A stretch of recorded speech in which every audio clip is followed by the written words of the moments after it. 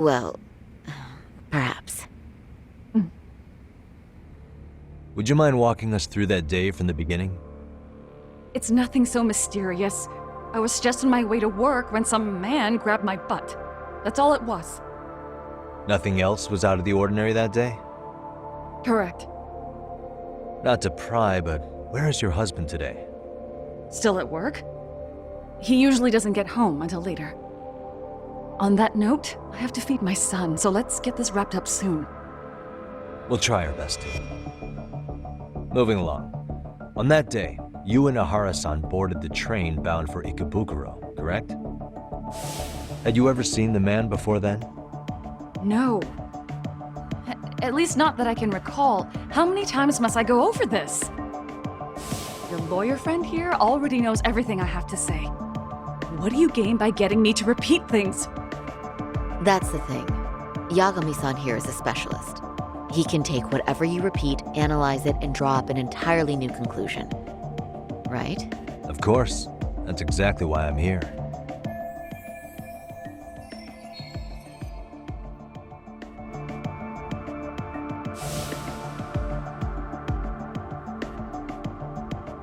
In the security footage as you stepped onto the train, it looks like Ahara-san stepped right behind you. Were you aware of his presence at this point? I was. It felt like someone kept pushing up against me with no sense of personal boundaries. I remember second-guessing myself at the time, thinking it was normal for the train to be that packed. Then the train took off while you were stuck in that situation. Yes. And then I felt the back of his hand against me. It kept getting worse from there, to the point where he went under my skirt. And the pig had the nerve to write it off as an accidental brush on a crowded train. But that kind of touch wasn't accidental. He even grabbed at me. Truly awful.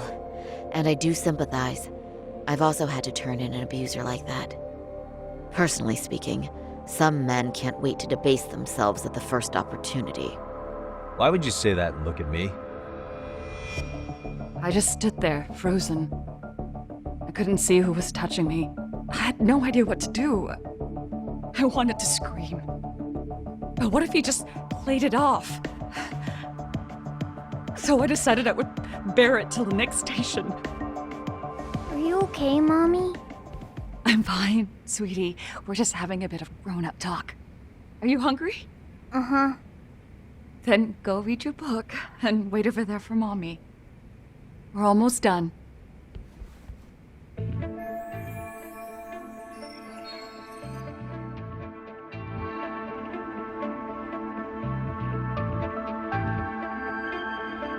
You said the abuse lasted the entire 6 minutes between Ikebukuro and Shinjuku Station. Did you see the groper's face at any time during that span? No. I was too terrified to look. And I thought, even if I did, he'd just pull away and escape. But just as the train was pulling into Shinjuku, I reached back and grabbed the hand on me. That's when I saw his face. Of course, he shook me off as the doors opened, but I'd already gotten a clear look at him. He must have known I could turn him in at that point. So he ran, and I chased after. Right. That was captured by the station's security cameras. Great job tailing him in such a crowded space. On that note, did you ever happen to lose sight of Ahara-san while running? His cap was pretty easy to spot, and no one else was bolting off the platform like that, so I never lost sight of him. At that point, I could feel my voice returning, so I just screamed, "That man grabbed me!" I'm glad there were good Samaritans nearby. For sure. And there were a lot of smartphones out, so I figured there was no way for him to get away with it. I was so relieved. I see. I think I've got the gist of it. But now we've got a piece of evidence that contradicts what you've told us. What do you mean?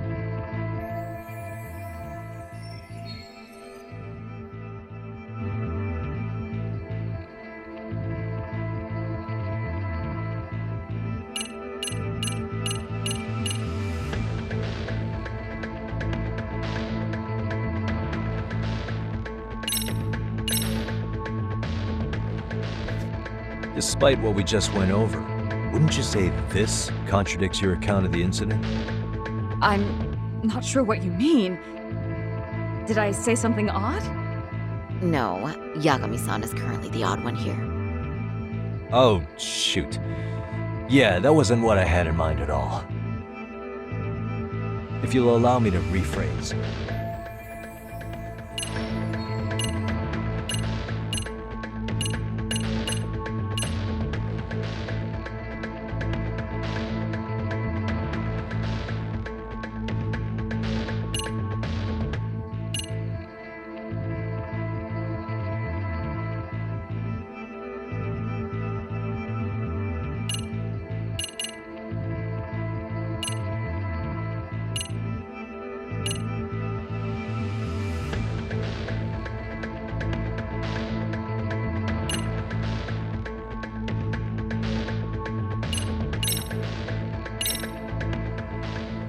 Well, on the same day, at 6:30 a.m. in Yokohama, a student teacher named Hiro Mikoshiba was sent off to work by his mother. But he was soon abducted near his home, only to be found dead much later in Ijincho. Is that... According to the video, Ihara-san here is the murderer. what? He killed Mikoshiba in cold blood to get vengeance for his bullied son. His kid was about to graduate high school, but instead, he took his own life. So Ihara took it upon himself to punish his son's tormentor. That's awful. But now we come back to the issue here. If this footage is authentic, then Ihara-san couldn't have been your assailant. The victim's estimated time of death and Ihara-san's time of arrival in Tokyo simply don't allow for it. It's just not possible for someone to make that commute. But there's the flip side. If Ihara-san was in fact your assailant, it would mean this murder footage is a fabrication. I don't know what you expect me to say after all this. Right? Now you know how we're feeling. That's why we came to see if you had any leads for us. So that's what this is about. After hearing your story, I have no doubt you endured a lot that day. Which would obviously mean that murder video was faked. Then, who shared that video? And why? Wish I knew. Based on the quality, something this convincing would need quite a budget. Whether it's CG on top of real murder footage, or just a rock-solid AI creation, no way it was cheap. So why go through all this effort to fake a murder? Who would benefit from it? But I have to say, I feel much closer to piecing this puzzle together with your help today. Thank you very much for your time. Yes, and rest assured, this will be the last time you see us. Our apologies for the unexpected visit. And for dredging up unpleasant memories. It's fine. So long as this is really the end of it all.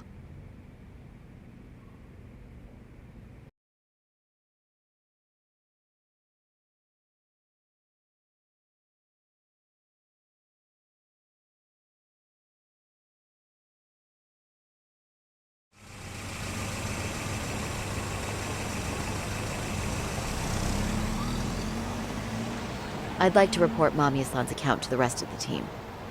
Can I count on you to be there? Sure. Let me give Kaito-san a heads up. All right, then I'll see you there.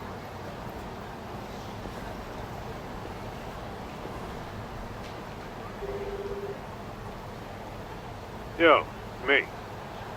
Hey, I just got back to Kamurocho. Everything good? Any news? All good here, man. What's with you? You worried Arcade got to me or something? I mean, they did run their mouths about stabbing us in the back. But if you're good, I'm good. Anyway, I'm heading to Genda so Sari-san and I can go over what we learned from Mamiya. You're the boss. As for me, I'm calling it a day. You do that.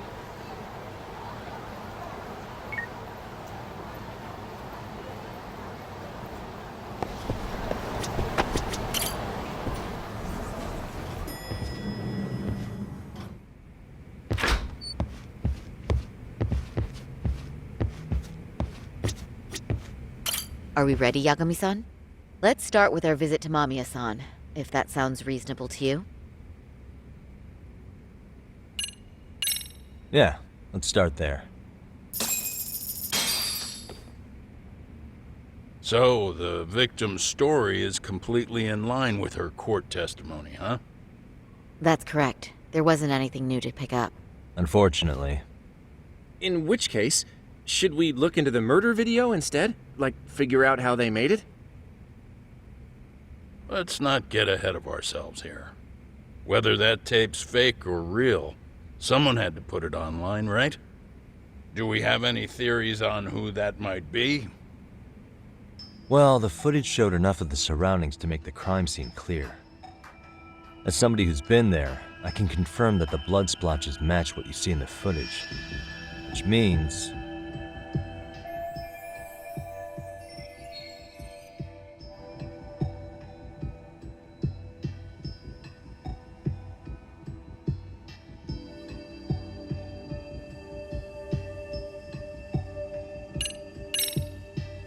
the murderer's accomplices have to be the ones who posted it for him. Yeah, I can't see it any other way. I also agree with Yagami-san. But in that case, what would their motive be? Maybe they wanted to make a mockery of the police, or even the whole system. Huh? We know Ihara got himself convicted for groping, so he'd have an alibi for Mikoshiba's killing. But then, his conspirators turned it around by uploading the murder video online. Almost as if to say, look how he got away with it. I see. Yeah, that does make it sound like he's taunting them. That's well and good, but I'd like to shift gears.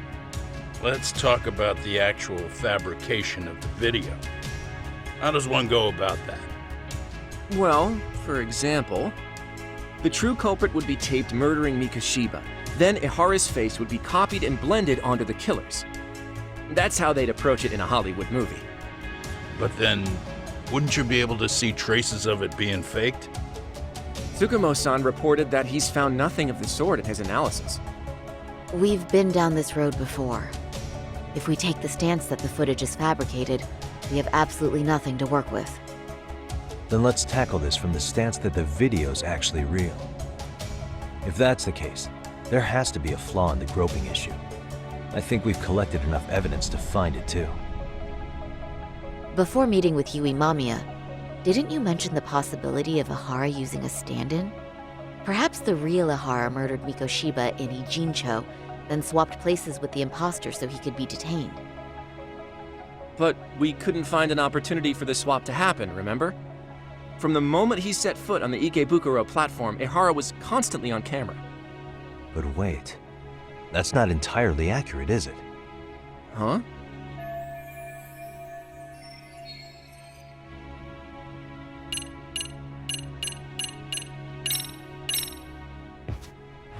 Remember how we mocked up a diagram of the Shinjuku station platform? Yeah. Oh, wait! That's it! You could be onto something. There's a point where Ihara wasn't on camera at all. What is this point you speak of? Let's all go over the diagram so that everything will be clear. Here's what I want you to see. Suspicious. Hey, suspicious.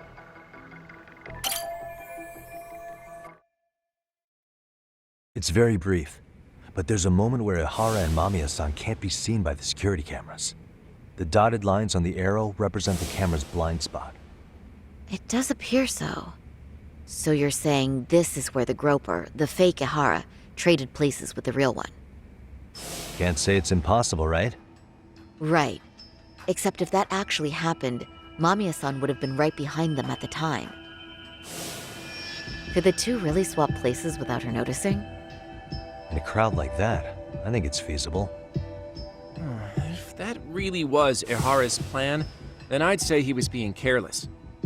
Careless? How? Well, on the day of the incident, the station was packed for morning rush hour.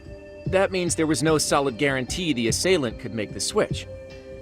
He could have been nailed by any random passerby before reaching the blind spot.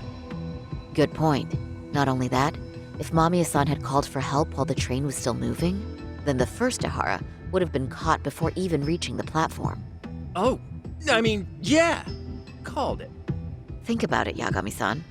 Why would Ihara's accomplices meticulously plan out every last detail of this alibi, only to leave such a crucial component to chance, as Hoshino-kun pointed out?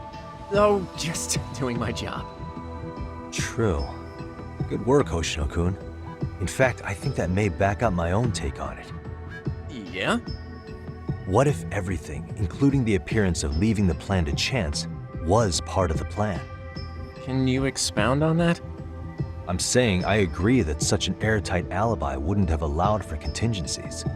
And that takes the question to another level. Just how far did they line up the pieces in advance to make the swap work? Are you saying there's more to it than we discussed? What did we miss?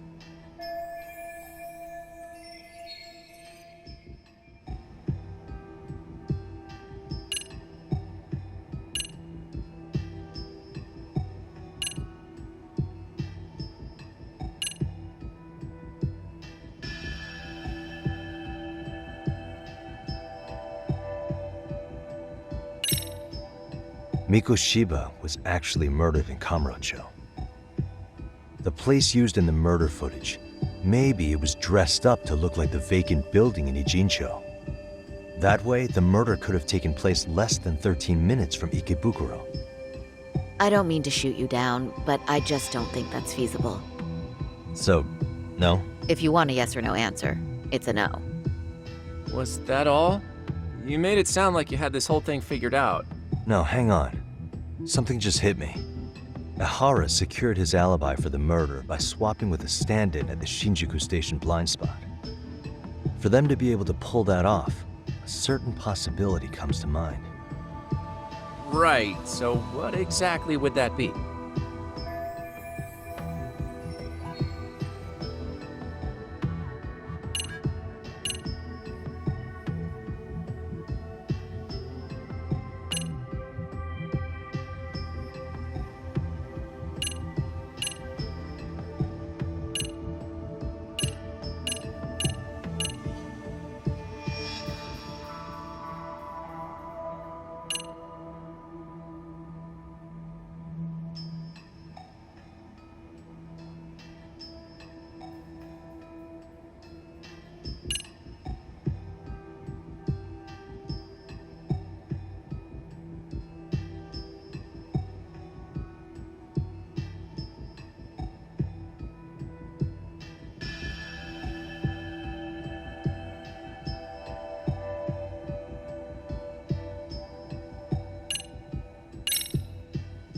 I know this won't go over well, but what if Mamiya was colluding with Ihara all along? Huh? Bear with me. Let's say Mamiya was in on this and knew about the imposter in advance. If that's the case, the swap could happen right in front of her and no one but the three of them would know. You're saying the victim of a groping conspired with her assailant beforehand? That's ridiculous.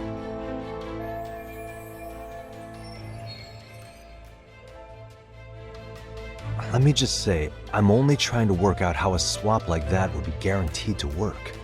Now, if Ihara and his stand-in both know that Mamiya will pretend not to have seen them, they can trade places in the blind spot with impunity.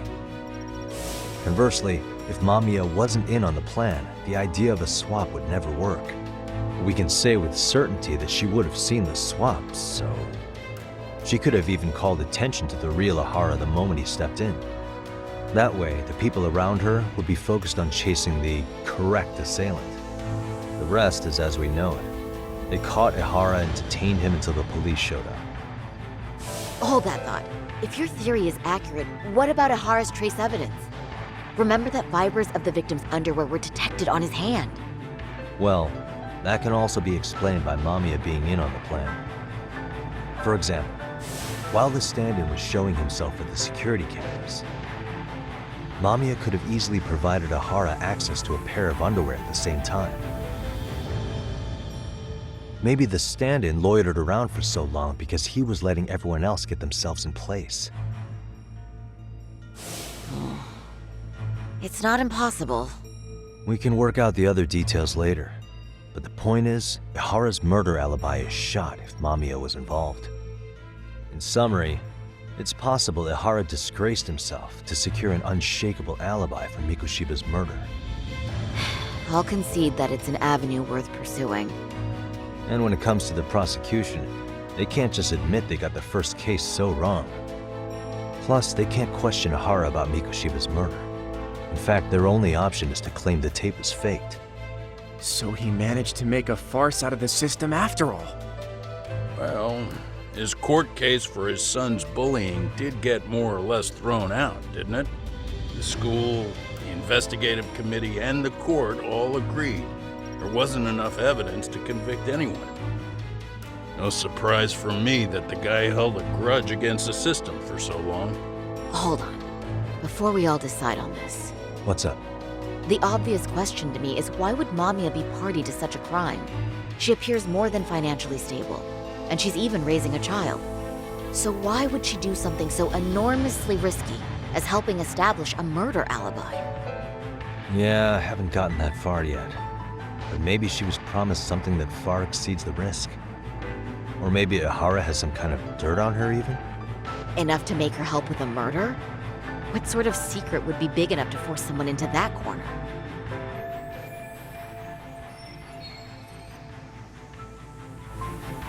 What info do we have on Mamiya anyway? Maybe we can spot a connection to Ihara through her profile. I'll pull her information. Just a second. Oh, I just thought of something else those two would have guaranteed by working together. What's that? If Ihara wanted to use this crime as a murder alibi, he needed it to blow up into the public eye. But if he had chosen a victim who stayed silent, then nothing would have come of it. A solid plan would need to eliminate that variable, which means Mamiya being an accomplice was crucial to Ihara's success. That's true. Looks like Ihara pulled one over on the prosecution then. Had his accomplices right where he wanted them, even his victim. Once we learn how he's connected to Mamiya, we can root out the rest of his team. Let's see. According to her file, her maiden name is Yui Suzuki. 30 years old, so that's consistent. Originally from Ota, Tokyo. Attended a private high school called Kurakawa Academy. Later graduated from Toto University. Huh. Met her husband on the job, apparently. Her husband, Taichi Mamiya, is an industrial designer at Techno Zeta Inc. 6 years ago, she gave birth to their only son, Sotakun, who's now in first grade. Hold on. You said she went to Kurakawa Academy? I heard that name in Ijincho. If I recall correctly...